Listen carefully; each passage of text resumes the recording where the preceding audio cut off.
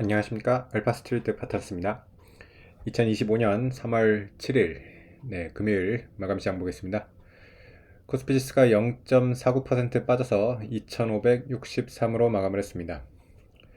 오늘 코스피 0.5% 정도 빠졌는데 미국 증시가 꽤 많이 빠진 거를 생각을 하면 그래도 좀 선방을 하고 있다고 생각이 됩니다.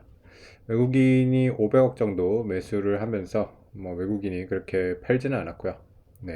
그렇다고 많이 산 건 아닌데 약간의 이렇게 매수가 그래도 들어왔습니다. 간밤에 또 미국 증시랑 유럽 증시가 상당히 엇갈렸어요. 미국 증시는 계속해서 좀 많이 빠지고 있는데요. 나스닥이 2.6%가 빠졌고요. 다우는 1% 정도 하락을 했습니다. 다우 기준으로는 고점 대비 한 2,500포인트 정도 빠진 거라서 한 6%가 좀 안 되죠. 한 5.5% 정도 조정을 받은 건데 나스닥을 봤을 때는 이제 10%가 넘는 그런 조정이 되고 있는 것 같습니다. 거의 한 11% 가까이 이렇게 빠지고 있는데 상당히 조정이 좀 깊어지고 있습니다. 만약에 나스닥이 한 20%까지 빠진다 그러면 나스닥 기준으로는 미국은 이제 베어마켓으로 진입을 하게 되고요.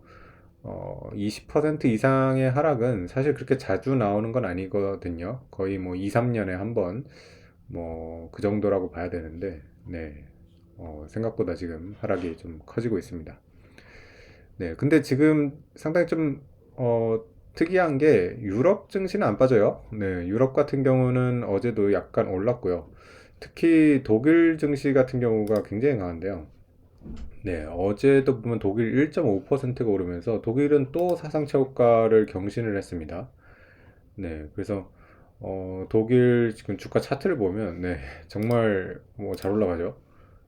상당히 그것 지금 오히려 이제 상승폭을 더 늘리면서 아주 가파르게 이렇게 오르고 있는데 아무래도 지금 유럽 같은 경우는 금리 인하를 계속해서 하다 보니까 어제도 또 금리를 내렸어요. 그래서 이제 유럽의 유럽 중앙은행 기준금리가 2.65%가 됐고요.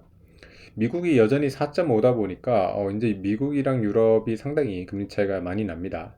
미국도 금리를 확실히 좀 내려야 될 것 같은데 지금 연준 의장이랑 트럼프랑 워낙 사이가 안 좋아요. 지금 보면 파월은 금리를 지금 내려줄 생각이 없는 것 같고, 트럼프는 빨리 금리를 내리라고 이렇게 압박을 주고 있는데, 그래서 미국 시장 같은 경우는 굉장히 지금 높은 금리에다가, 이렇게 트럼프의 관세 또 이런 정책이 상당히 불확실성을 주면서, 지금 상당히 좀, 조정이 깊어지고 있는 그런 모습입니다.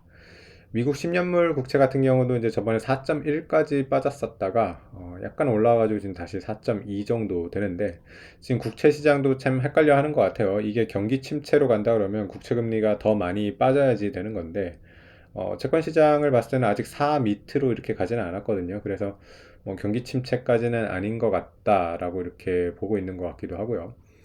주식 시장이 좀 더 과민 반응하고 있는 거가 아닌가 그런 생각도 들기도 합니다.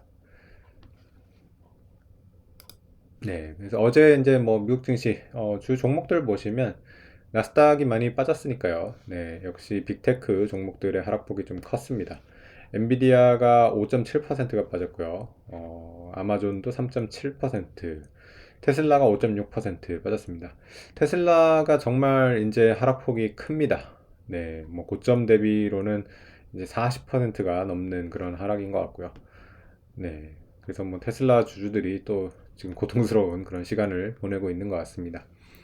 그리고 팔란티어 같은 경우도 10%가 넘게 하락을 했고요. 메타도 4% 넘게 하락을 했습니다. 브로드컴 같은 경우는 6% 하락을 했는데 장 끝나고 나서 이제 실적 발표가 있었어요. 근데 실적이 브로드컴은 잘 나왔습니다.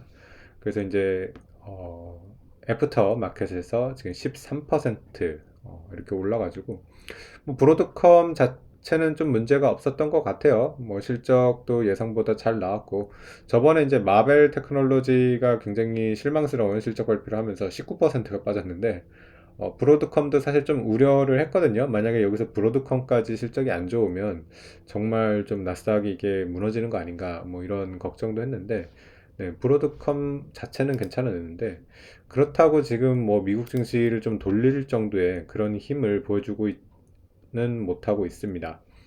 네, 지금 선물을 보시면 나스닥 선물이 겨우 플러스가 나고 있거든요. 브로드컴이 저렇게 많이 오르는데도 네, 지금 플러스가 나기가 힘들 정도로 미국 증시가 계속해서 좀 조정을 받고 있는 그런 모습입니다. 확실히 지금 좀 자금 이동이 있는 것 같아요.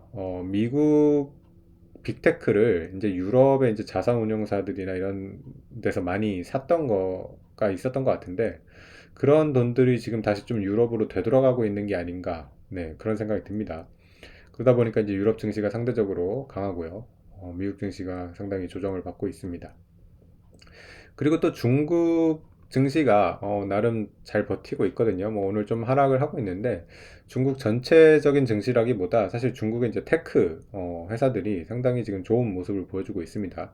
특히 알리바바 같은 경우는 이제 마인 회장도 복귀를 한다고 하고요. 어, 지금 뭐 저점 대비로는 주가가 거의 2배 이상 올라왔습니다. 그래서 이제 중국의 좀 테크 주식들이 미국 테크에 비해서 너무 이제 저평가를 받다 보니까 좀 어느 정도 이제 키 맞추기를 하고 있는 게 아닌가. 네, 그렇게 생각이 됩니다. 네, 오늘 우리 시장 같은 경우는 뭐 미국 증시에 비해서는 나왔지만은 그렇다고 또 좀 뭐 유럽 증시처럼 또 나홀로 이렇게 강한 것도 아니어가지고 참 애매한 그런 상황이 계속되고 있는데 뭐 개별 종목으로는 그래도 조금 움직임이 있어가지고 그렇게 뭐 심심하지는 않았던 것 같습니다. 특히 지금 시가총액 상위 종목 중에서 제법 올라가는 것들이 눈에 띄어요. 하나 에어로스페이스는 오늘 7.8% 올라가면서 또 사상 최고가 경신을 했습니다. 장중에 74만 원까지 이렇게 올라갔고요. 이제 70만 원대를 어느 정도 좀 안착을 하려는 그런 모습인 것 같습니다. 그래서 하나 에어로스페이스 같은 경우는 뭐 지금 아주 이제 불리시하게 보는 분들은 뭐 거의 100만 원을 또 이제 얘기를 하고 있어가지고 네. 지금 방산 이 섹터 자체가 우리나라를 지금 좀 이끄는 그런 섹터가 되다 보니까 하나 에어스페이스도 모멘텀이 어디까지 갈지 네, 궁금해지는 그런 상황입니다. 네, 그리고 포스코홀딩스가 7%가 또 올랐습니다. 포스코홀딩스가 참 무거운 주식인데 지금 최근 들어서 꽤 이렇게 잘 오르고 있습니다. 보면 네, 어제도 사실 거의 뭐 7%가 올랐는데 오늘 또 이렇게 7%가 오르면서 네, 3월 5일부터 이렇게 올랐죠. 보니까 3일 연속 이렇게 상당히 많이 올랐습니다. 그래서 확실히 뭐 바닥이었던 22만 원대에 비해서는 뭐 거의 벌써 50% 가까이 이렇게 올라오는 그런 모습이고요. 물론 이제 예전에 2차전지 광풍일 때 70만 원대에 비해서는 여전히 반토막 이상 나 있는 상황인데 그래도 상당히 이렇게 좀 반등이 좀 인상적인 것 같습니다. 근데 이제 포스코홀딩스 같은 경우는 2차 전지 때문에 반등하는 건 아니고요. 네, 철강 쪽 섹터로 지금 오르고 있습니다. 네, 알래스카 쪽에 이제 LNG 개발을 미국이 좀 하려고 하다 보니까 한국과 일본의 이런 협조가 필요하다. 뭐 이런 얘기가 나오다 보니까 포스코홀딩스가 일단은 거기서 수혜를 받지 않을까. 네, 그렇게 기대를 하고 있는 그런 모습입니다. 네. 그리고 네, 오늘은 뭐 LG 화학을 비롯해 가지고 뭐 2차 전지라기보다 화학 쪽이 좀 반등을 했어요. LG 화학이 7.5%가 올랐고요. 그리고 롯데케미칼이 요새 좀 반등이 상당히 눈에 띄거든요.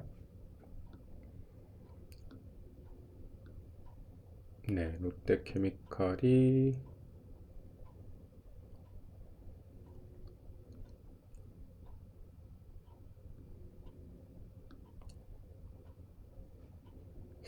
시총 100위 안에 또 없네요. 114위까지 밀려버렸는데 네, 롯데케미칼이 7%가 이렇게 오르면서 어쨌든 롯데케미칼도 지금 바닥 대비해서는 상당히 많이 올랐습니다. 50% 이상 이렇게 올라왔고요. 워낙 롯데케미칼도 뭐 하락이 어마어마한 그런 회사여가지고 뭐 이게 지금 턴을 하는 건지는 뭐 좀 확실하게 모르겠는데 그래도 나름 지금 좀 바닥권에서 이렇게 턴을 하려는 그런 모습이라서 조금 좋아 보이고요. 그리고 이제 홈플러스 사태가 조금 생각보다 좀 심각한 그런 느낌이 들기는 하는데요. 메리츠 금융지주 같은 경우 사실 어제 이제 사상초과를 다시 찍으면서 별로 문제가 없다고 이렇게 생각을 했는데 오늘은 네, 상당히 많이 빠졌습니다. 6%가 넘게 빠졌고요.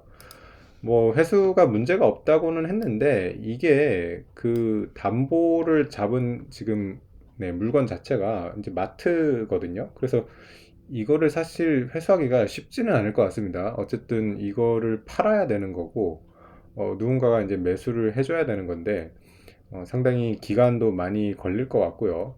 그래서 구체적으로 이거를 어떤 식으로 회수해야 될지는 사실 좀 그렇게 간단한 문제는 아닌 것 같아가지고 아무래도 메리츠 입장에서도 뭐 피해가 전혀 없다고는 볼 수는 없을 것 같습니다. 물론 뭐 이제 다른 이제 채권자들이나 아니면 이제 주식 쪽을 보유하고 있는 사람에 비해서는 훨씬 낫기는 한데 그래도 어쨌든 메리츠도 좀 타격을 입는 것 같고요. 그만큼 지금 홈플러스가 생각보다 이제 작은 회사는 아니라서 특히 이제 고용 쪽 문제도 상당히 있고요. 홈플러스가 고용하고 있는 인원이 상당하기 때문에 그리고 이제 채권 쪽이나 이런 데도 개인 투자자들도 뭐 전단체나 이런 거를 투자한 사람들이 많아가지고 이제 저번에 이제 위메프 때도 우리나라가 조금 상당히 문제를 이제 겪었었는데 지금은 홈플러스는 사실 그거보다는 훨씬 더 규모가 커가지고 이것도 지금 좀 만만치 않은 그런 지금 시장의 하나의 이제 문제가 되고 있는 것 같습니다. 네. 그리고 이제 반도체 같은 경우는 오늘 하이닉스는 그래도 보합 정도로 선방을 했고요. 사실 뭐 브로드컴이 상당히 이렇게 올라간 거에 비해서는 뭐 하이닉스가 좀 상승을 해줬으면 좋겠는데 뭐 상승까지는 못한 것 같습니다. 지금 미국의 반도체 주식들도 뭐 브로드컴이 선방을 했지 다른 주식들이 많이 다 빠지고 있거든요. 네, 엔비디아 같은 경우는 지금 110달러까지 이렇게 빠지면서 사실 엔비디아 지금 P를 보면 상당히 매력적이거든요. 이제 20배가 안 돼요. 19배 이렇게 거래가 되고 있는데 이거 상당히 참 생소한 이런 모습이거든요. 지금 그만큼 좀 시장이 상당히 이제 걱정을 많이 하고 있다고 이렇게 봐야 될 것 같습니다. 미국이 만약에 경기 침체나 이렇게 경기가 꺾이는 쪽으로 가면 사실 이 PER이 빠지는 게 좀 무섭게 빠지긴 하거든요. 이거는 어쨌든 현재 이제 앞으로의 실적 전망이라던가 이런 것들이 반영된 지금 포워드 PER이기 때문에 뭐 이거를 100%또 신뢰할 수는 없기는 합니다.